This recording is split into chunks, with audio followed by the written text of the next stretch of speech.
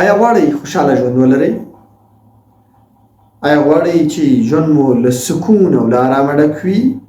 طبعا ستاسو ځواب به هو وي. که ځواب مو هو وي نو ویډیو تر پایه وګورئ. د ټولنیزو رسنیو لیدونکو طبعا هر څوک غواړي خوشحاله او ارامه ژوند ولري. طبعا هر څوک غواړي چې ژوند یې له خوشحالۍ او له سکون او له ارامه ډک وي. زه درته د خوشحاله او ارامه ژوند 3 رازونه وایم. دغه 3 رازونه څه دي؟ ویډیو تر پایه راسره وګورئ. لومړی هغه دا چې هیڅ کله د هغه ستر ذات الله جل جلاله هغه چې ټوله نړۍ پیدا کړ، هغه چې ټولې نړۍ ته روزي ورکوي، د هغه له اوامرو سره غړونه مه کوئ. د خپل ژوند ټولې چارې د هغه ستر ذات لارښوونو او د رسول الله صلی الله علیه وسلم لارښوونو سره سمې تېرې کړئ او په هره برخه کې د هغه لارښوونو ته پام وکړئ. باور وکړئ ژوند به مو له خوشحالۍ ډک شي.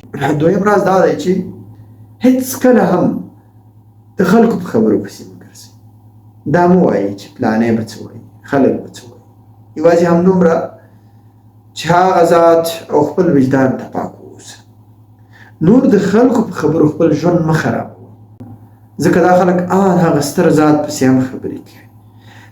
بل دا خلک په هیڅ صورت کې ته نشي راضي کولی. دا خلک به هیڅ حالت کې ته هم پرېنږدي، په هر حالت کې به در پسې خبرې کوي. نو ښه دا ده چې په ژوند کې د خلکو په خبرو پسې مه ګرځئ او مه خلکو پسې خبرې کوئ.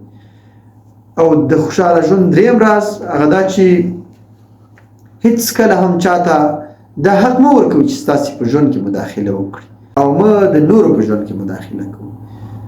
ځکه که تاسې غواړئ چې ژوند مو له خوشحالۍ او له سکونه ډک وي، همدغه 3 خبرې عملي کړئ. یو دا چې د هغه ستر ذات له اوامرو سره غړونه مه کوئ. دویم دا چې د خلکو په خبرو پسې مه ګرځئ چې خلک به څه وایي او ټول عمر په همدې کیسو پسې چې خلک به څه وایي. خپل ژوند مو خراب کړی، د خپل ژوند څخه مو د خوشحالۍ کډه بار کړې. او دریم دا چې هیڅ چاته حق مه ورکوئ چې ستاسې په ژوند کې مداخله وکړي او مه د نورو په ژوند کې مداخله کوئ. تر بیا ښې چارې.